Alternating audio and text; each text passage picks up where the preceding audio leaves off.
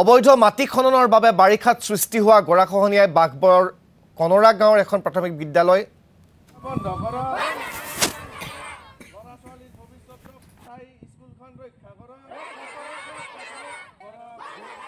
বছৰত 13 বাৰকৈ স্থানান্তৰ কৰিবলগীয়া হৈছে এই বিদ্যালয়খন।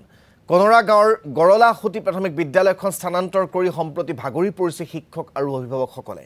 শেহতীয়াকৈ এদল ভূমাফিয়াই পুনৰ বিদ্যালয়খনৰ পৰা মাত্ৰ 50 মিটাৰ দূৰত দিনে নিশাই দুখন এক্সকেভেটৰ আৰু 20-25খন ট্ৰেক্টৰেৰে অবৈধ খনন চলোৱাত চিন্তিত হৈ পৰিছে বিদ্যালয়খনৰ শিক্ষকসকলৰ লগতে অভিভাৱকসকল।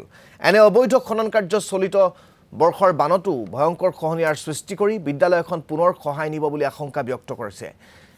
ভূমাফিয়াৰ এনে অবৈধ খনন কাৰ্যৰ বিৰুদ্ধে বিদ্যালয়ৰ ছাত্ৰ-ছাত্ৰীৰ লগতে একাংশ অভিভাৱকে বিদ্যালয় চৌহদতে প্ৰতিবাদ সাব্যস্ত কৰে।